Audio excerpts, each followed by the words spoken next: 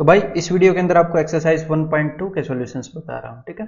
और हमेशा की तरह एक और बात बोलना चाहूंगा फिर से कि ये सिर्फ सॉल्यूशंस हैं उन एक्सरसाइज के जो एक स्टूडेंट को करनी चाहिए, ठीक है। और एक और बात बताना चाहूंगा कि जब एक बार आपका कोर्स एक लेवल तक पहुंच जाएगा तो उसके बाद आपको मैं पीडीएफ्स भी प्रोवाइड करने वाला हूँ, ठीक है। लेकिन एक लेवल तक पहुंच जाओ इस कोर्स के स्ट्रक्चर को फॉलो करते हुए, फिर जो पीडीएफ प्रोवाइड होगी बस उससे बाहर आपको जाना ही नहीं है, ठीक है। बस उसी को बार बार रिपीट करना है और वहीं से इजीली आप एग्जाम को क्रैक कर पाएंगे, ठीक है। तो बिल्कुल टारगेटेड चीज आपको मिलने वाली है।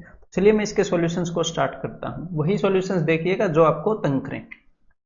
A number increased by 55.55% gives 126। 55.55 का मतलब है कि 5/9 बढ़ जाना। तो 5/9 बढ़कर कोई भी चीज 14/9 गुना हो जाती है, 14/9 टाइम्स। मतलब कोई नंबर है, अगर वो 14/9 टाइम्स होके 126 दे रहा है तो वो नंबर कितना है। एग्जामिनर का सिर्फ इतना सा क्वेश्चन है। तो 14 9 तो नंबर है भाई 81, ऑप्शन सी। अगला क्वेश्चन है, man received 15% increase in his salary. तो 15% जब इंक्रीज हो जाती है सैलरी तो 115% हो जाती है, और 115% सैलरी 1932 के बराबर है। तो 1% किसके बराबर होगी, इसको 115 से डिवाइड कर दो। और यहां पर पूछा जा रहा है कि उसकी ओरिजिनल सैलरी कितनी थी, तो इंटू 100। तो एक तो ये तरीका हो गया, इजीली हम इससे कर सकते हैं। 5 से 20 पर, 5 से 23 पर, 23 से इसको हम कैंसिल आउट करेंगे।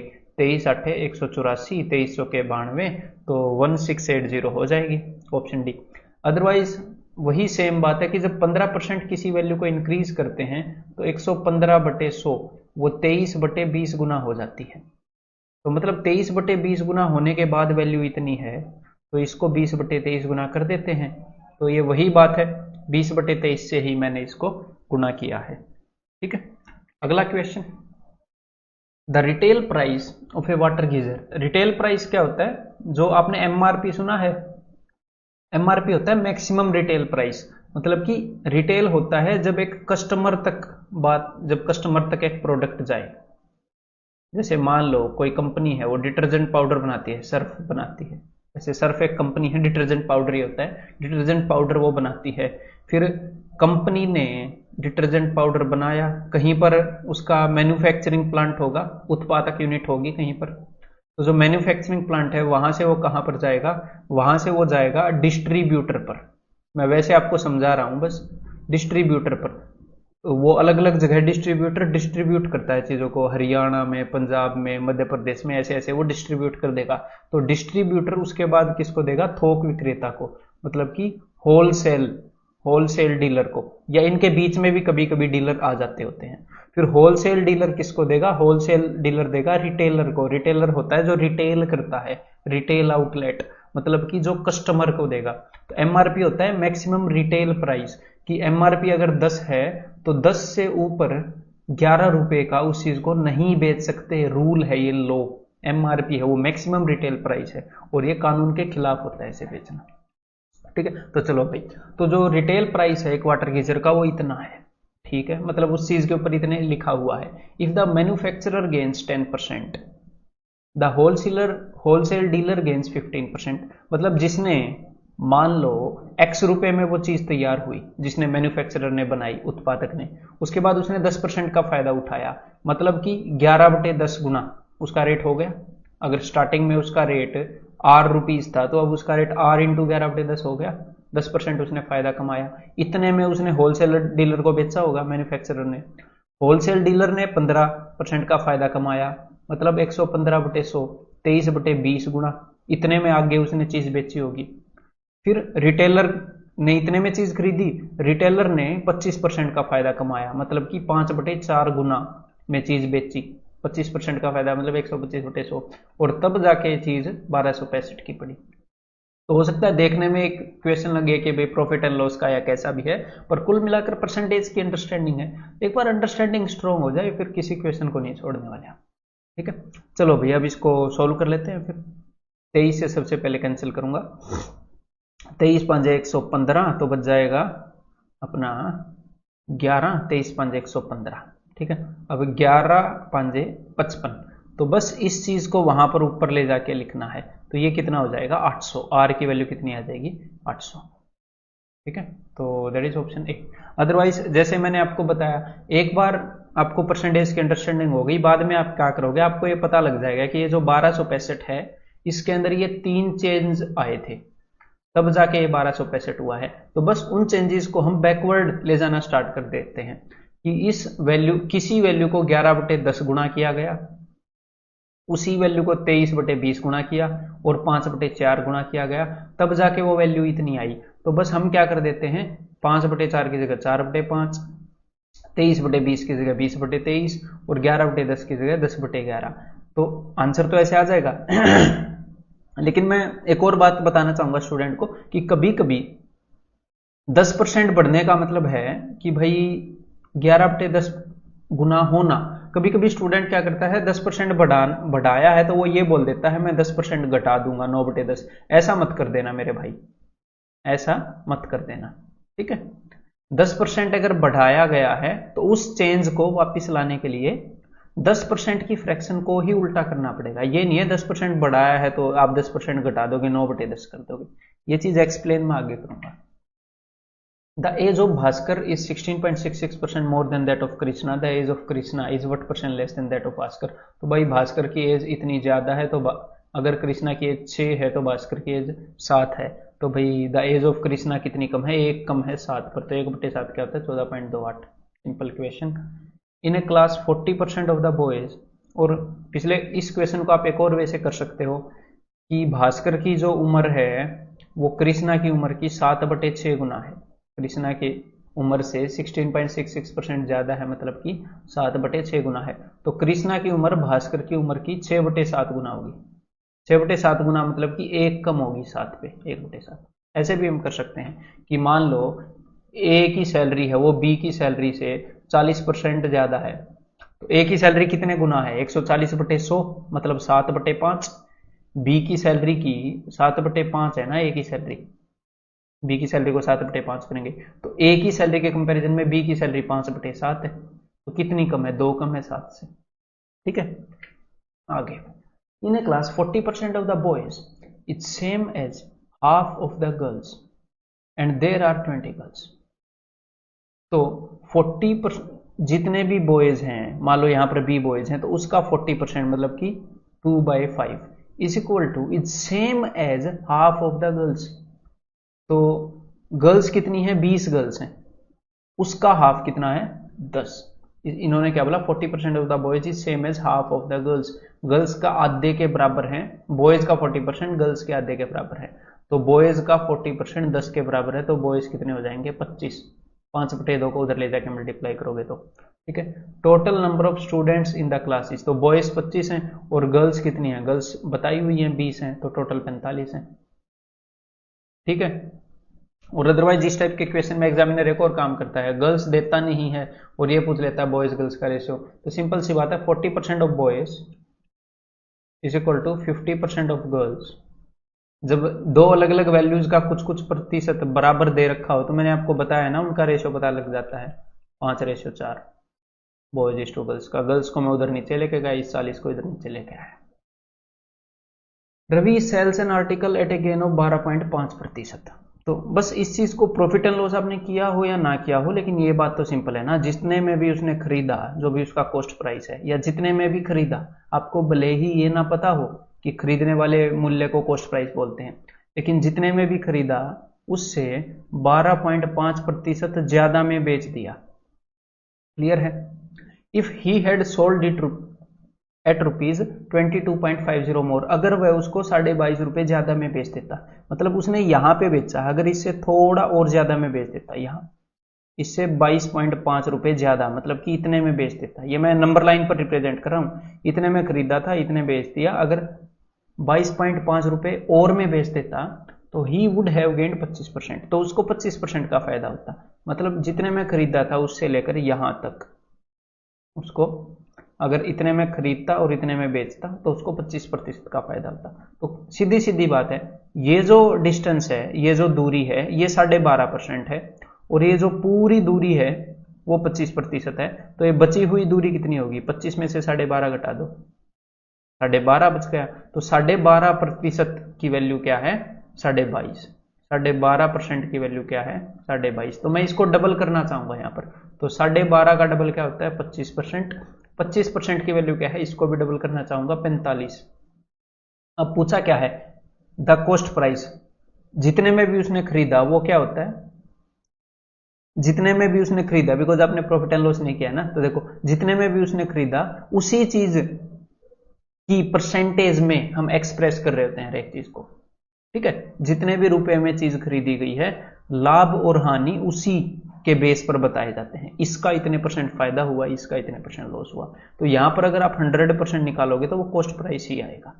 तो 25 का 4 गुना 100, 45 का 4 गुना 180, 2 बार डबल कर दो तो 180 रुपए था प्राइस। अदरवाइज तो डायरेक्टली हम देख सकते हैं ना कि पहले 12.5 का फायदा हो रहा है, अगर रेट को थोड़ा सा बढ़ाया गया तो 25% का फायदा हुआ, मतलब कि रेट को 12.5% बढ़ाया गया होगा। 12.5 को कितना बढ़ाऊं कि 25% का फायदा हुए, 12.5%, और वो इसके बराबर है। The ratio of prices of 2 houses A and B was 4:5 last year. 2 घरों के रेट का रेशियो 4:5 था लास्ट ईयर, तो ये ए है ये बी है, इनके प्राइस का रेशियो है 4:5। दिस ईयर, इस साल क्या हुआ, the price of A is increase by 25%, ए का जो प्राइस है वो 25% बढ़ा दिया गया, ठीक है। And that of B by 50,000, B का जो प्राइस है वो 50,000 बढ़ा दिया गया। If the prices are now in ratio 9:10, तो अब जो रेट है वो 9:10 है। आपने करना क्या है, देखो सिंपल सी मैं बात बताऊंगा, आप मेरे को ये बताओ कि ये 2 अलग अलग वैल्यूज का रेशियो है, ये 2 अलग अलग वैल्यूज का रेशियो है, मेरे को बस इन दोनों के बीच में एक कड़ी, एक रिलेशन चाहिए, एक लिंक चाहिए मेरे को इन दोनों के बीच में, ठीक है। जब मुझे लिंक मिल जाएगा तो मैं इन रेशियो को इस हिसाब से कर दूंगा कि वो सारी वैल्यू के लिए सच हो, ठीक है। मैं करूंगा तब आपको पता लगेगा। तो लास्ट ईयर जो ए का रेट था वो 4 था, और इस ईयर जो ए का रेट है, बिकॉज यहां पर तो 50,000 रुपए बढ़ा है, बी का रेट 50,000 बढ़ा है, एब्सोल्यूट वैल्यू रुपए में बढ़ा है। रेशियो के अंदर हम एग्जैक्टली रुपए के जोड़ में नहीं चल सकते, गुणा में चल सकते हैं, तो इस चीज को मैं यूज करूंगा 25% को। तो उसका रेट है वो 4 से 5 हो गया। 25% होने का क्या मतलब है, 25% बढ़ने का मतलब है 4 से 5 हो जाना, या फिर 5/4 टाइम्स हो जाना। तो अब मैं इसको, इन दोनों को सिंक्रोनाइज करूंगा, मतलब इस हिसाब से करूंगा कि पहले वाली वैल्यू से अगले वाली वैल्यू 25% बड़ी हो, बस ये करूंगा। समझ गए बात, चलो अब करते हैं। तो पहले वाली वैल्यू अगर 4 है तो आगे वाली वैल्यू 5 होनी चाहिए, आगे वाली वैल्यू क्या होनी चाहिए 5। तो मैं क्या करूंगा, मैं ऊपर 9 से मल्टीप्लाई कर देता हूं। ऊपर मैंने क्या किया, 9 से मल्टीप्लाई कर दिया। क्यों कर दिया, क्योंकि ऊपर 9 × 4 हो गया, नीचे 9 × 5 हो जाए, 4:5 रेशियो हो गया ना ए का, नीचे 9 × 5 हो जाएगा। मतलब मैंने क्या किया, ऊपर वाली, और ये मैंने कोई ट्रिक आपको नहीं बताई, वैल्यूज को अच्छे से देखते हुए, ऊपर वाली वैल्यूज को 9 गुना कर दिया दोनों को, तो ये वाली वैल्यू 9 × 4 हो गई, नीचे वाली हो गई 9 × 5। तो यहां पर जो 25% वाली शर्त थी 25% बढ़ने वाली शर्त, वो सेटिस्फाई कर गई। अब इन रेशियोज की वैल्यूज को हम इजीली डील कर लेंगे कि पहले बी का जो रेट था वो था 45 यूनिट, और अब जो बी का रेट है वो है 50 यूनिट। तो ये जो 5 यूनिट का फर्क आया है ना, यहां पर 5 यूनिट का जो फर्क है, ये 5 यूनिट का फर्क बराबर है 50,000 के। मतलब 1 यूनिट की वैल्यू क्या है, 1 यूनिट की वैल्यू हो गई अपनी 10,000। अब वो जो भी पूछेगा हम बता देंगे। अब उसने क्या पूछा, the price of A last year, तो लास्ट ईयर ए का प्राइस था 36 यूनिट, तो मतलब कि 36 × 10,000, 3,60,000। आंसर इज ऑप्शन है। अब ये जो नेक्स्ट क्वेश्चन है ये भी पिछले क्वेश्चन के जैसा ही है, और इसीलिए दिया है ताकि उस कंसेप्ट को थोड़ा सा और अच्छे से आप सीख पाओ। अदरवाइज इस क्वेश्चन को मैं एक और तरीके से फिर करके दिखा दूंगा, कोई टेंशन नहीं है। देखो ए और बी की सैलरी लास्ट ईयर 3:4 थी। अदरवाइज इन नंबर्स के साथ ऐसे बेसिक सा प्ले करना आपको आना चाहिए कि ए की सैलरी 20% बढ़ गई, ठीक है, तो यहां पर हमें परसेंटेज में चेंज बताया गया है, तो यहां पर हम रिलेट करेंगे। तो 20% बढ़ने का मतलब है 5 से 6 हो जाना। तो यहां पर 5 का कोई मल्टीपल नहीं है ना, तो मैं खुद यहां पर एक 5 दे देता हूं ऊपर वाले रेशियो को। ठीक है, दोनों तरफ मैंने 5-5 दे दिया। तो ऊपर जो सैलरी है वो क्या है, 3 इंटू 5, ऊपर जो सैलरी है 3 इंटू 5 है, 5 से 6 हो जानी चाहिए ना, नीचे हो जानी चाहिए 3 इंटू 6, मतलब कि नीचे सैलरी 18 हो जानी चाहिए। लेकिन यहां पर नीचे सैलरी है कितनी, 4:5। अब मेरे को इस 4 को 18 बनाना है, तो 4 को अगर 18 बनाना है तो किससे मल्टीप्लाई करूंगा, 9/2 से। ठीक है, ये अगर आपको नहीं पता लग रहा, ये मेरे को तो ज्यादा मतलब सीधा स्ट्राइक कर गया, 2 दूनी 4, 9 दूनी 18 होता है, तो 9/2 से मल्टीप्लाई करूंगा। क्लियर है, अदरवाइज कैसे पता चलेगा 4 को 18 कैसे बनाएं, 18/4 कर लो, पता चल जाएगा, 9/2 आ जाएगा। तो पहले के कंपैरिजन में सैलरी 20% बढ़ गई ना, क्लियर है, 9/2 से मल्टीप्लाई करके। अब यहां पर देखते हैं भाई क्या बोला था एग्जामिनर ने, पहले जो सैलरी थी बी की वो 20 थी, और अब जो सैलरी है 9×5 45/2 वो 22.5 है। अब ये जो 2.5 यूनिट यहां पर इंक्रीमेंट मिला है, 2.5 यूनिट जो यहां पर बढ़ा है, ये जो 2.5 यूनिट है ये किसके बराबर है, ये बराबर है 2000 के। ठीक है, 2000 के, ये 2.5 यूनिट 2000 रुपए के बराबर है। बस ये 2.5 का मतलब है 5/2, तो 1 यूनिट कितने के बराबर होगा, 2000 इंटू 2000 डिवाइडेड बाई 5/2। बस अब उन्होंने जो भी पूछा है एग्जामिनर ने वो हम डेफिनेटली बता देंगे। तो क्या पूछा है, बी की वर्तमान आय, वो आपसे कुछ भी पूछ सकता है, बी की पुरानी आय, ए की पुरानी आय, ए की नई आय, बी की नई आय, तो इस वजह से क्या होगा, आप कुछ भी बता सकते हो। तो बी की जो वर्तमान आय है अब वाली, वो कितने यूनिट है, वो इतने यूनिट है। ठीक है, तो 22.5 यूनिट अगर आपको निकालने में अच्छा भी ना लग रहा हो तो 20 यूनिट निकाल लो, क्योंकि बाद वाली आय जो वो 2000 रुपये ज्यादा है, तो मैं एक बार 20 यूनिट निकाल लूँ। 1 यूनिट की वैल्यू ये थी, 20 यूनिट की वैल्यू देखता हूँ क्या होगी, 5 दूनी 5 चौके 20, 4 दूनी 8 दूनी 16, तो पुरानी इनकम थी वो 16,000 थी, तो नई इनकम 2000 और जुड़ के कितनी हो जाएगी, 18,000। तो एक तो ये बेसिक सा वे है नंबर क्रंचिंग, इसको हम बोल सकते हैं। अदरवाइज आप क्या कर सकते हो कि ए और बी की सैलरी 3x एंड 4x थे, 3:4 में थे, तो ए की सैलरी कितनी हो गई, 20% बढ़ गई, मतलब कितनी हो गई, 3x इंटू 6/5। ठीक है, 3x इंटू 6/5 हो गई, और बी की सैलरी कितनी हो गई, 4x प्लस 2000 हो गई। ठीक है, और ये अब कितना हो गया, ये अब हो गया 4/5। तो ये जो 5 है ना, ऊपर जो 6/5 वाला 5 था, वो वैसे भी नीचे तो आना ही है ना 6/5, उसको मैंने ऐसे लिख दिया। तो बस अब आप इसको क्रॉस मल्टीप्लाई करके सोल्व कर लोगे, इस 5 से ये 5 कैंसिल हो जाएगा। ठीक है, इसको ऊपर भेज देंगे, 3x इंटू 6x कितना हो गया, 6, अब इसको भी कैंसिल आउट कर लेते हैं, 2 3 6, 2 दूनी 4, ईजी रहेगा ना, 3 3 9x is equal to 8x plus 4000, 8x को उधर भेज दो, 1x इज इक्वल टू 4000। अब आपसे जो भी पूछा है सबसे पहले वो देखते हैं क्या पूछा है, find the present salary of B. तो बी की प्रेजेंट सैलरी क्या है, ये 4x प्लस 2000, बी की प्रेजेंट सैलरी यही है ना, तो x की वैल्यू 4 है, तो 4 चौके 16,000 प्लस 2000 18,000, ऑप्शन सी आंसर वही। अब आगे बढ़ते हैं, when 30% of a number is added to 54 the result is 20% more than the number। देखो एक नंबर है, उसके 30% में कुछ जोड़ा गया, मुझे पता नहीं कितना जोड़ा गया, तो रिजल्ट आया उस नंबर से 20% ज्यादा। 20% ज्यादा का मतलब होता है 120%। तो अब आप मेरे को ये बताओ कि किसी नंबर के 30% में कितना जोड़ूं कि रिजल्ट उस नंबर का 120% आए। तो आप सीधे सीधे क्या बोलोगे कि भाई 90% जोड़ दो, 30 में 90 जोड़ोगे तभी 120 आएगा।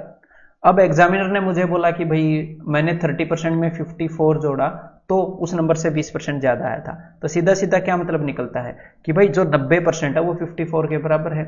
स्टेटमेंट को पढ़ते ही आपको ये पता लग जाएगा, अच्छे से पढ़ोगे। तो अब मैं दोनों साइड 9 से डिवाइड कर रहा हूं, बिकॉज 9 से डिवाइड हो रही है दोनों साइड, तो 10% की वैल्यू 6 हो जाएगी और 100% की वैल्यू क्या हो जाएगी, 60 हो जाएगी। ठीक है, तो आंसर क्या हो जाएगा, ऑप्शन बी। तो इस टाइप के क्वेश्चंस में तो टाइम ही नहीं लेना आपने। 2 कैंडिडेट फॉट एन इलेक्शन, एक को 64% वोट मिले, अगर एक को 64% वोट मिले तो देखते ही आपको पता लग जाना चाहिए दूसरे को 36 मिले, 100 में से 64 घटाया, एंड वोन विथ 392 वोट, तो जिसको 64% वोट मिले वो 392 वोट से जीत गया।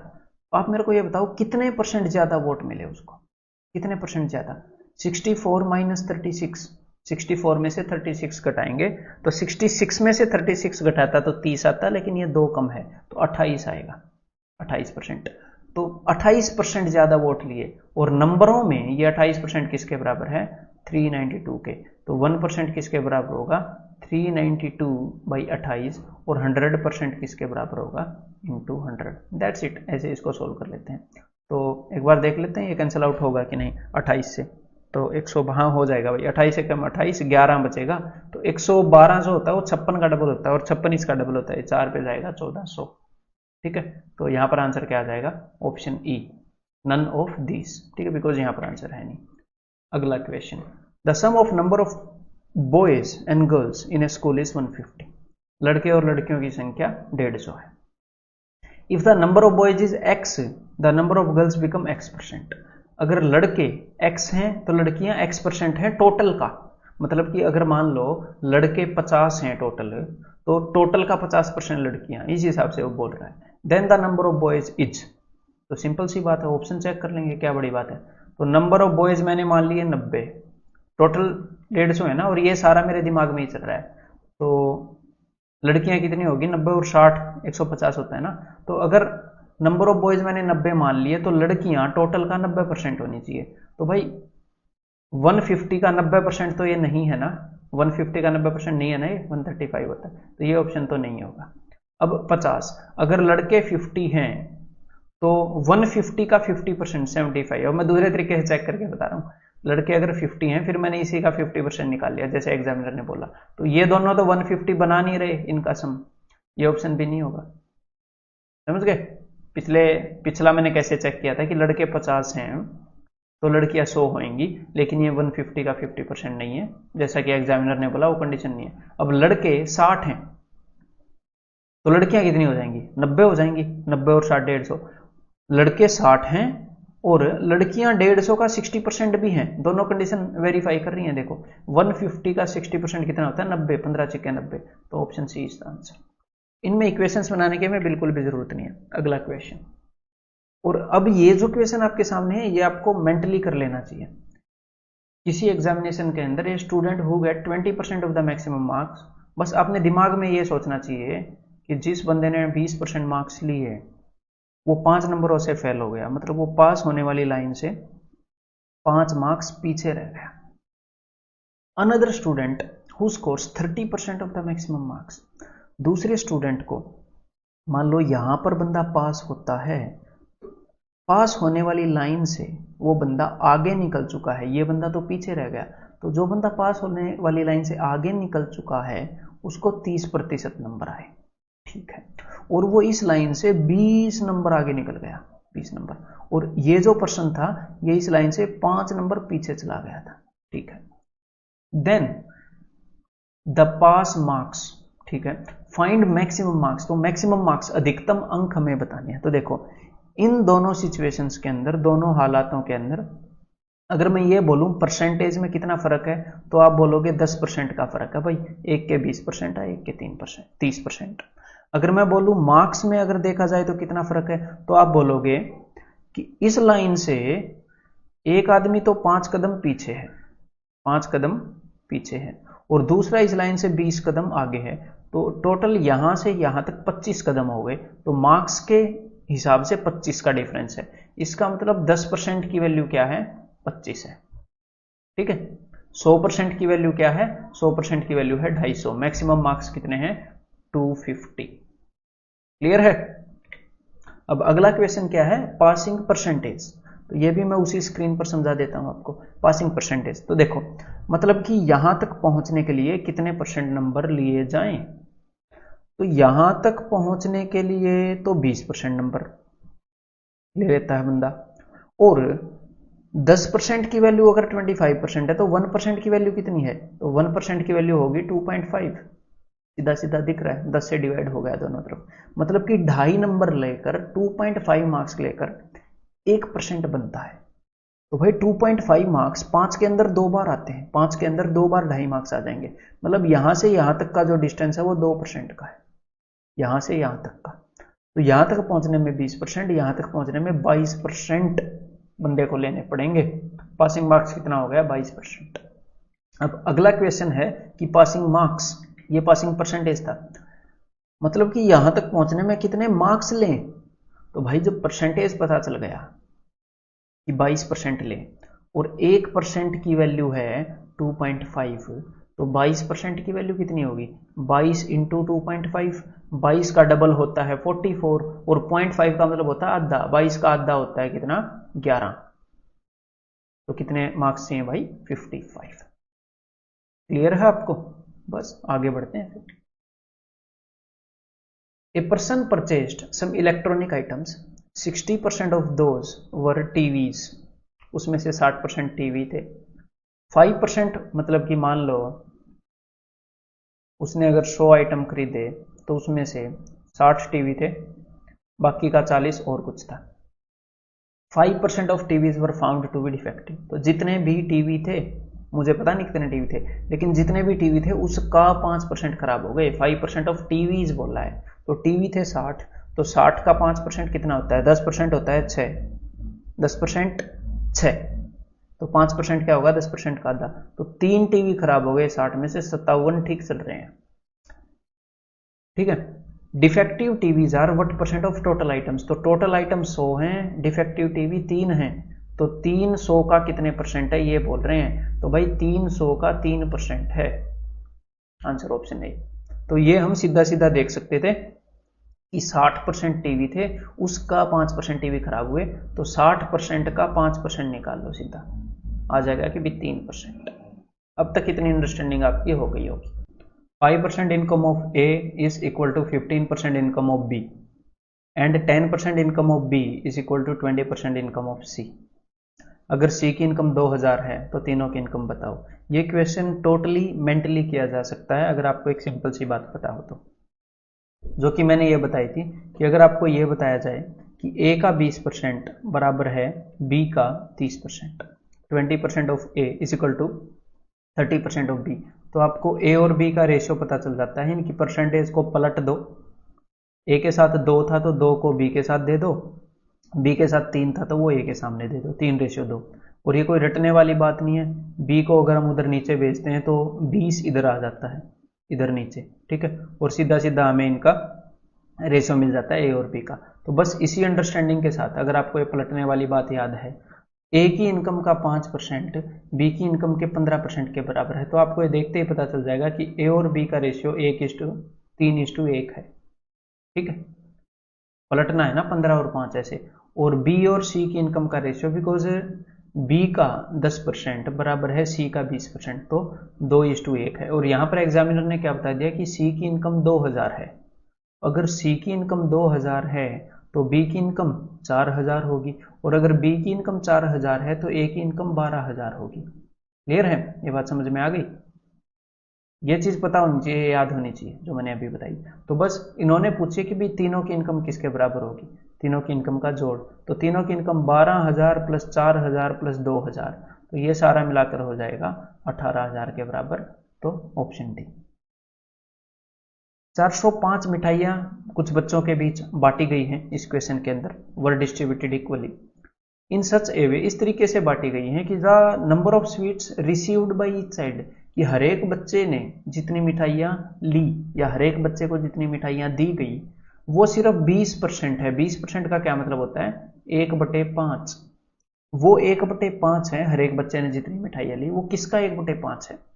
Of the total number of children, मतलब कि टोटल जितने बच्चे हैं, टोटल जितने चिल्ड्रन हैं उसका 1/5। तो हर एक को जितनी मिठाइयाँ मिली, तो अगर मिठाई एक मिली हर एक को तो टोटल 5 बच्चे हैं, टोटल 5 बच्चे हैं, हर एक को एक मिठाई मिली, तो 1x एंड 5x मान लो।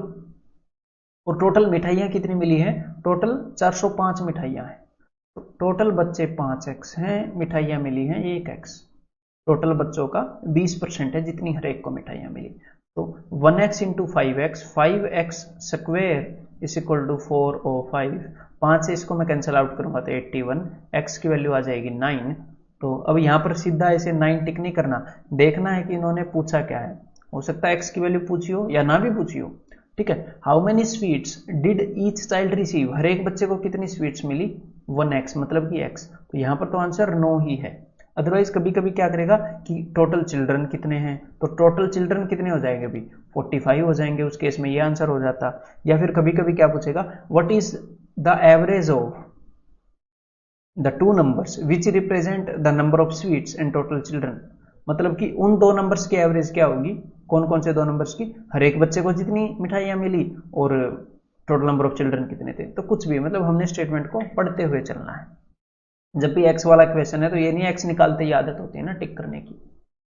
आलोक has certain number of oranges with him, he sells each orange for ₹2, हर एक संतरे को भाई 2 रुपए में बेच देता है। Kazmi boat 25% of the oranges, okay. Sandeep boat 1/3 of what was left. तो देखो आलोक के पास कुछ संतरे थे, ये है काजमी, मान लो आलोक के पास 100 संतरे थे, तो काजमी ने कितने खरीदे, तो काजमी ने खरीदे 25%, तो काजमी ने 25% खरीद लिया भाई, 100 में से 25, बाकी कितने परसेंट बच गए। अगर आप इसको परसेंटेज में मान लेते हो तो भी कोई दिक्कत नहीं है, परसेंटेज में मान रहा हूं मैं। काजमी ने चौथे हिस्से के संतरे खरीद लिए, तो बच कितने गए, तो टोटल बच गए 75% आलोक के पास। लेकिन उस 75 का संदीप ने क्या किया, संदीप ने 1/3 तीसरा हिस्सा, तो 75 का तीसरा हिस्सा क्या होता है, 25% ही होता है, तो भाई 25% खरीद लिए फिर से, तो बचे कितने, 50% बच गए बेचारे आलोक के पास। अब क्या हुआ, मोहित ने 50% ऑफ व्हाट वाज लेफ्ट, तो जितना भी बचा है ये 50%, इसका 50%, 50% का मतलब है आधा, आधा जितना बचा है उसका 50%, तो 50% का भी 50%, मतलब 50% का आधा मोहित ने 25% खर्च खरीद लिए। अब ये जो आलोक है इसके पास बचे कितने संतरे, बाकी के 25% आलोक के पास बच गए। और जो पार्थ है अपना, पार्थ बोट 4 ऑरेंजेस, और पार्थ ने 4 संतरे खरीद लिए। तो ये मत बोलना कि बाकी का 25% पार्थ के बराबर है, क्योंकि अभी ये नहीं बोला है ना कि जितने भी संतरे बचे थे वो सारे पार्थ ने खरीद लिए, क्या पता वो सारे खरीदे हो ना खरीदे हो, आगे पढ़ते हैं। Total amount paid by Kazmi and Mohit, तो काजमी और मोहित ने 24 रुपए पे किए। हमें ये पता है कि भाई एक संतरा 2 रुपए का है, और जिन भी लोगों ने 24 रुपए दिए हैं, अगर एक संतरा 2 रुपए का है तो उनके पास 12 ऑरेंज होंगे पक्का, उनके पास 12 संतरे होंगे ना। तो काजमी और मोहित, ये जो दो बंदे हैं, इन दोनों ने मिलाकर 12 संतरे खरीदे, क्योंकि दोनों ने मिलाकर 24 रुपए दिए, तो 6 संतरे इसके पास होंगे, 6 संतरे इसके पास होंगे, तो भाई ये भी 25% है, 6 इसके पास होंगे, तो टोटल 6 6 6 6 24 संतरे होंगे टोटल। मतलब अभी भी आलोक के पास 2 संतरे बचे हुए हैं, क्योंकि 6 6 6 6 बचे थे ना बाकी का 25%, तो उसमें से 4 ही लिए पार्थ ने, तो अभी भी आलोक के पास 2 संतरे बचे हैं। How many oranges did Sandeep purchase, तो संदीप ने 6 संतरे परचेज किए। ठीक है, क्लियर है आपको। चलो भाई अब अगले क्वेश्चन की तरफ बढ़ते हैं, इसी क्वेश्चन का पार्ट है।